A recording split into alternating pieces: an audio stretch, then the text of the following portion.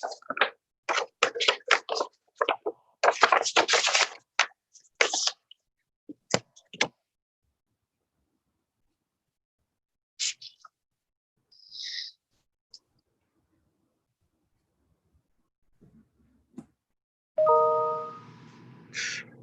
afternoon, folks. This is Steve Barnes from the Times Union, back with yet another edition of the Table Hopping Times Union Live, where we talk about restaurants, the food world, everything that's been going on for the past 4 months and looking toward the future. We have a guest today that I'm excited about because, first of all, I've never talked to him, so I'll be glad to get to know him as you do. And second, because he's the owner of the area's first Nigerian restaurant. Very little of sub-Saharan African food has traditionally been available in the capital region. And at least in Albany, only one restaurant was serving Ethiopian food. And finally, we have another offering. It's Nigerian. The restaurant is called Keobi. It's on Lark Street in Albany. And we're joined today by Obinna Nwagboso, who is the owner of Keobi. Obinna, are you with us? Yeah. Yes, I am. All right. Great to meet you. I'm really glad you agreed to be here with me today. So tell us a little, now, do you own the restaurant by yourself, or do you have a partner, a co-owner? Who runs it with you? Yes, my wife and I own the restaurant. And what's her name? Her name is Kelechi. Kelechi, okay. Yeah. That gives you the name. The coin in there is Keobi. It's for Kelechi and Obinna. So well, no wonder I couldn't find it over Google. I thought it might mean something, and everything I kept getting was Kenobi. They thought I meant Kenobi, like Obi-Wan Kenobi. But so this is a combination of your two names. Very nice. All right, so tell me about you two, your story, where you came from, and how you ended up on Lark Street in the middle of a pandemic, deciding to serve people Nigerian food. It's a long story, but I think enough time for me to give. Yeah, both of us, we've had a long history of food, the way we love food. Growing up as kids back home in Nigeria, where we're from West Africa, and we kind of have I would say over 40 years combined experience in food. When we got together, some years now, 17 going to 17 years we've been married now, and no, don't forget you're married. Don't forget your anniversary or how long you've been married on the air. You're live here. You can't make that mistake. Not at all. That's 17 years now. So better part of those years we stayed together, sharing food thoughts and menus, and together we just come up and design some menu concepts. So when we moved to New York, I was here before she did. So I've been in New York for a while, about 10 years ago, and she joined me there about 2010. And then, things not going. That was probably in the middle of the crisis that we had, the financial crisis. So we were off, and then we decided on doing something for ourselves. The kids coming along, and then one day we decided to come upstate for a better life for the family, and that's how we ended up in Albany. What profession? What profession were you in before this? Before this, were you in another profession, or were you also in the food world? I still am. Yes, I am. I am an engineer, chemical engineering. Currently, I consult with AMRI across the river in Rensselaer. Gotcha. Before then, I was working with USNH Long Island, and she's a registered nurse back in Nigeria. Right now, she's a support professional with Living Resources. So both of us still work. We still keep us, but planning for the future. We decided to open up a restaurant. We've been thinking about it for about 5 years since we came up to Albany. There was no known African restaurant in Albany, and we started talking. And most of the times when we gather together, we cook, we invite people. People's love for the food, appreciation for the taste of the food, and then we started thinking about it. I said, why don't we do this? Why can't we do it?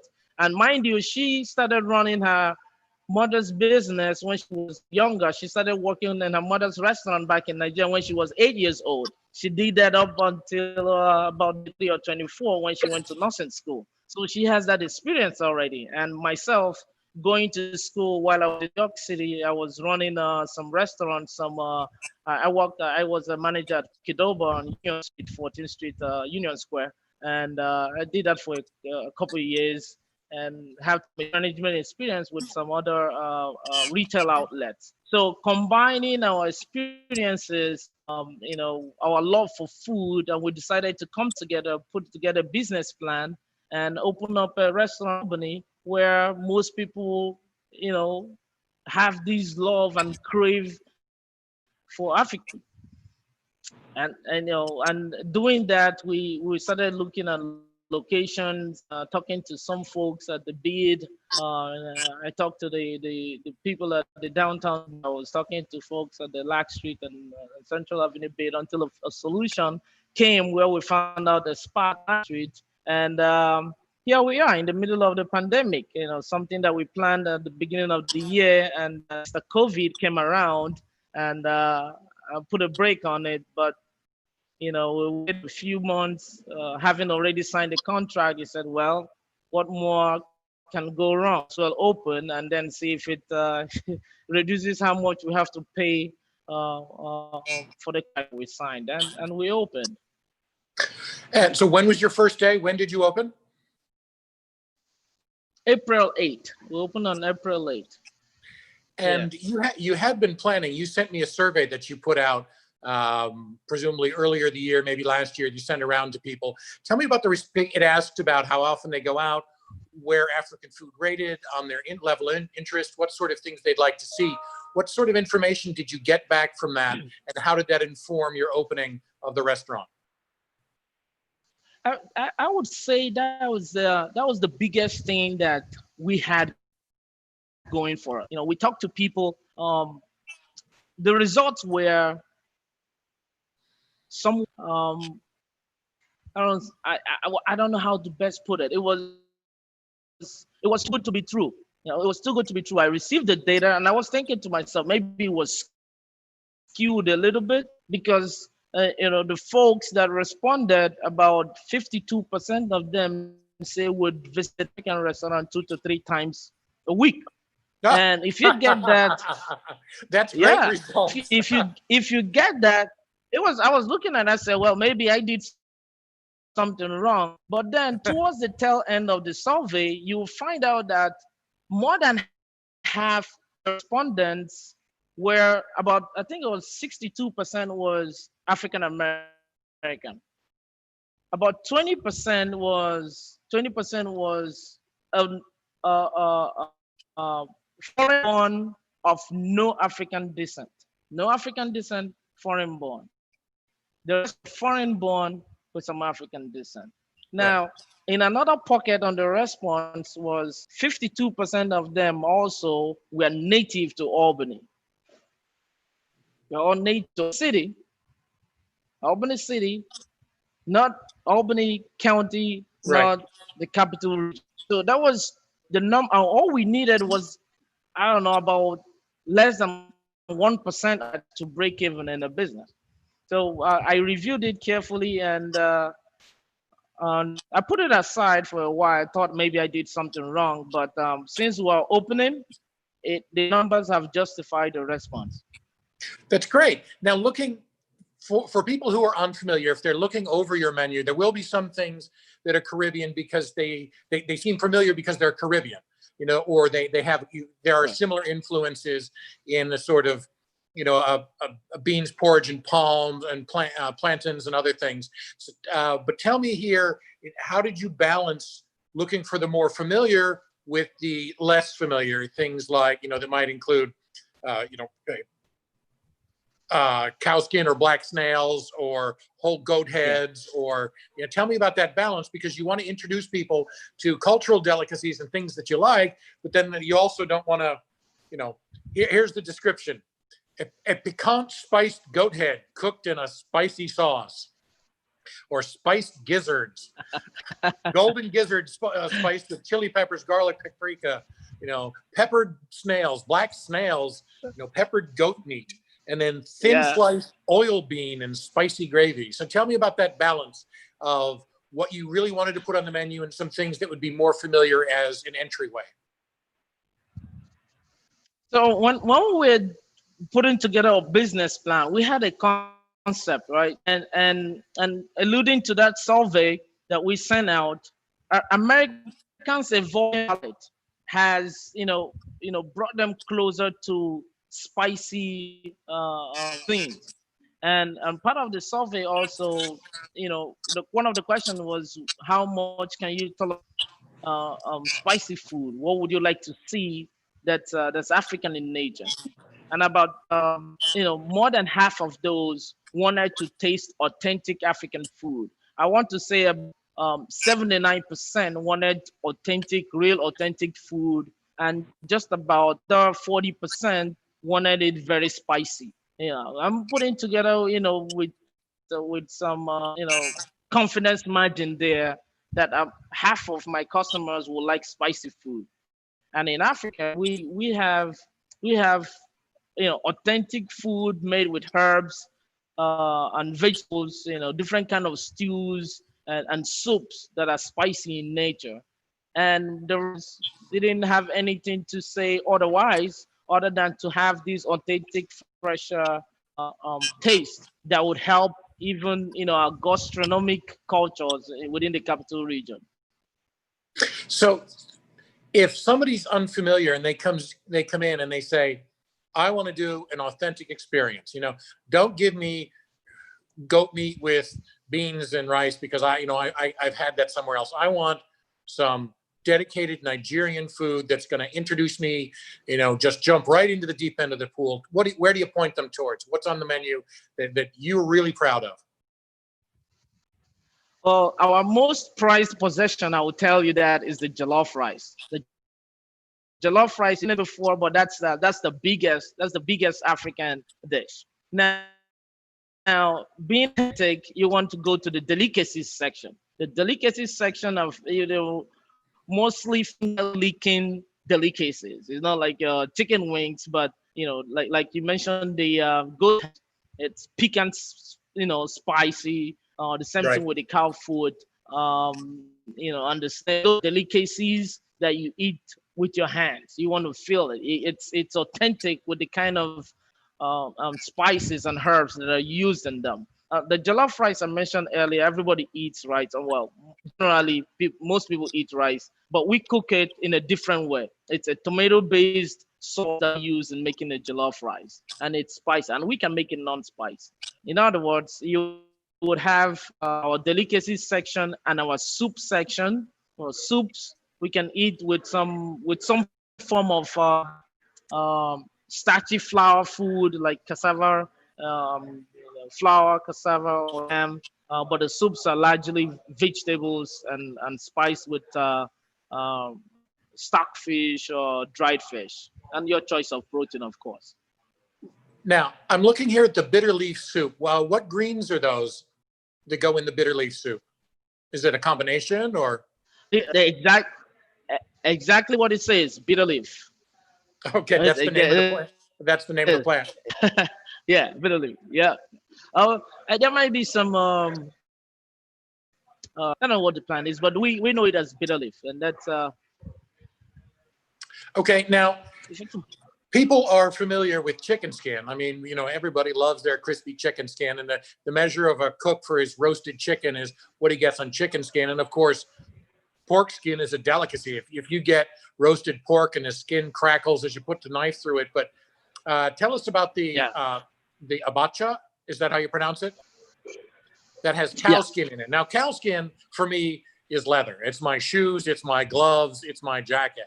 But it's not in my stew. So tell me about cow skin and how it works as an ingredient. That's cow skin is so delicious. I don't know how to explain it.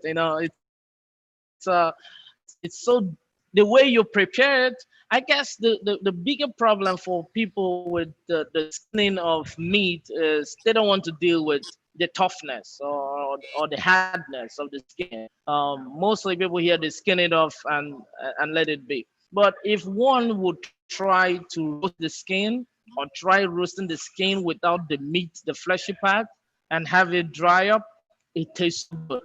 So what we do is we have the abacha, which is dried, sliced cassava. Okay. It's soaked and dried. It's dried, and then when we are making it, we kind of re-wet it and then cook it with this thing. Now the cow skin gives it some flavor and some aftertaste flavor that when you should just want more and more of it. It's just the way we design or use cow food or cow skin to make delicacies. There's nothing more to it. I wouldn't tell you if I looked it up. I probably would have to tell you that, but it has some values in it, not as much as you have protein in meat.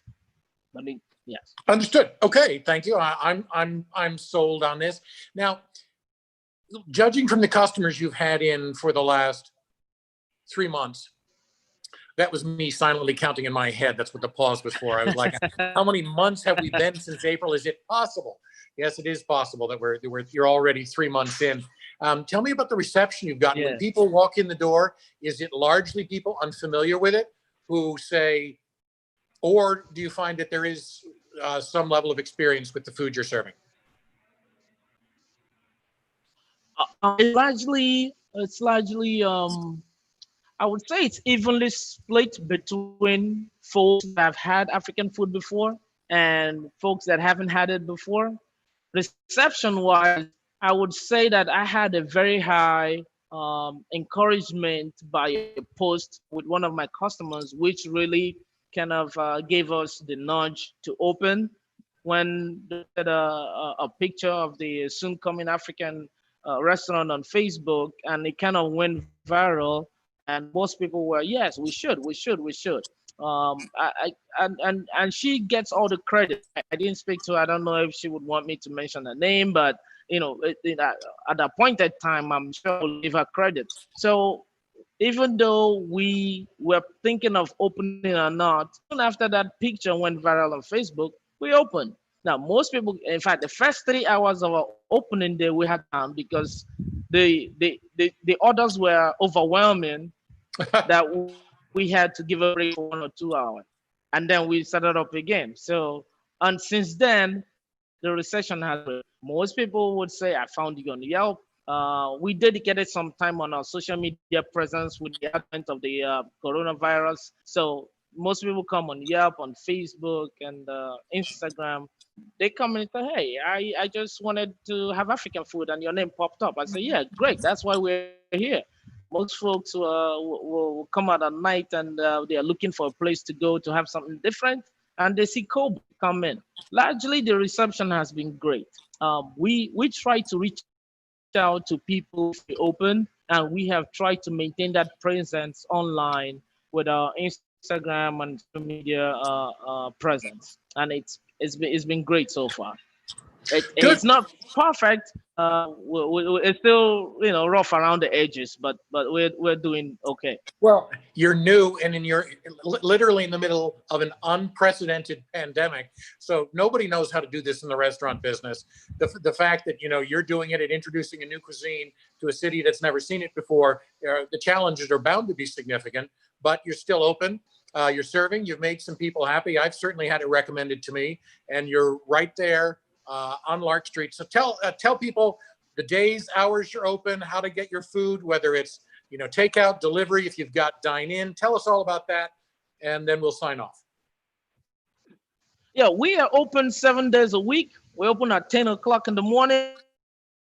We like to kitchen staff some half an hour to get ready for deliveries. So by 10:30, we'll start making deliveries, but we're open 10 a.m. to 11 p.m. daily, which we started maybe about a month ago, and we started easing off on the regulations. And then on Sundays, we are open 12 noon to about 10 p.m. And the perfect way to reach us is through our website, It's KobiRestaurant.com.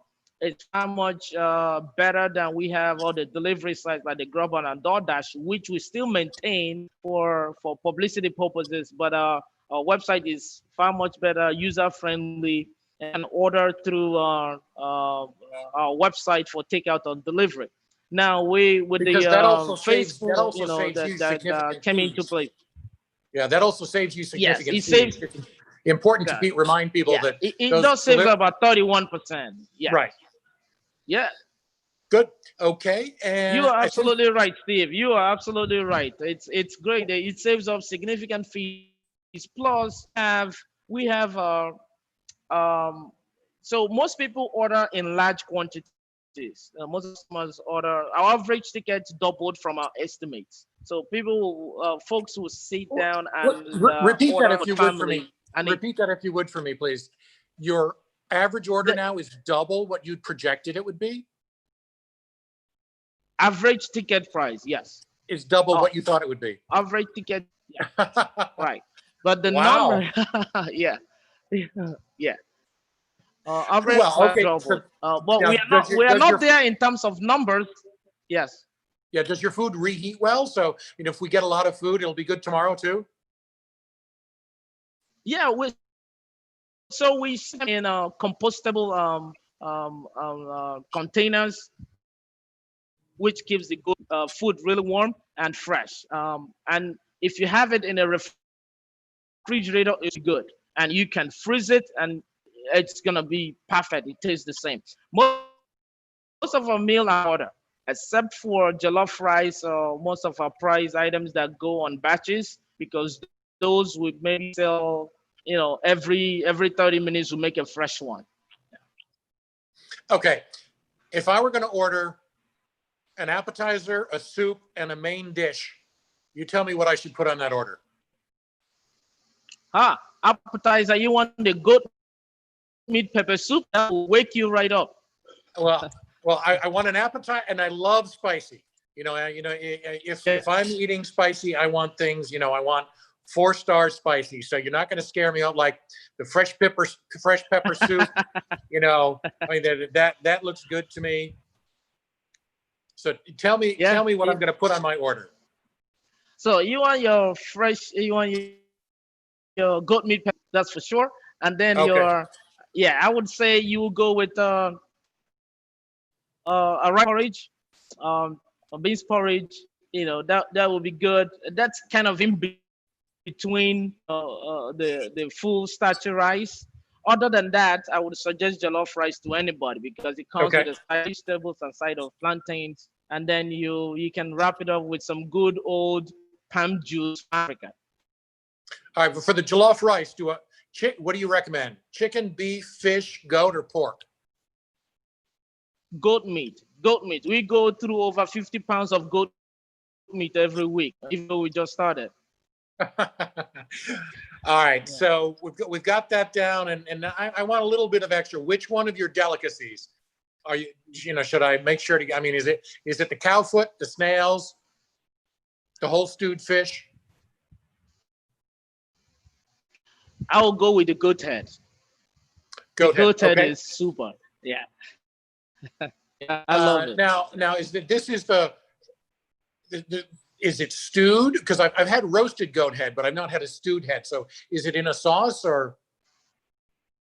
Yes, it's made in a spicy, pungent sauce. It's between the sauces. Sauce is kind of like you have your say salad cream, something like that. In between, how it is, and then you can dip it in and eat. And then we top it up with some lettuce and some parsley just to bring the scent down a little bit. It's really spicy. Okay. And it goes well with some onions. Yes. Okay. Now a key thing here though, are the eyes still in the head? Because the last time I had a roasted goat head, the eyes were in it, and you had to eat it by sticking the fork in the eye and popping it out. So are the eyes still in your goat head or no? If depending on how it comes, it's kind of butchered. but we don't spend time, removing the eyes. It probably have been removed before it's butchered. But yes, we don't remove anything from the head, the eyes, the tongues and everything. It's still on there. Oh, all right. Well, if one's getting a goat head, it's important to know the eyes and the tongue are there. All right, folks. Thank you. We've been talking to Obinna Nwagboso. He and his wife own Keobi restaurant on Lark Street in Albany. They are open every day, all day. Go to their website, which is keobirestaurant.com, Keobi, keobirestaurant.com, and you can order directly through their website or stop in and see them. Thank you. It was great to meet you, and I look forward to trying your food soon. Thank you very much, Steve. Have a pleasant day. All right, thanks. Until next time, this is Steve Barnes from Table Hopping in the Times Union. We'll be back next Tuesday, 1 p.m. for another edition of Times Union Live. Thank you, and eat well and be well.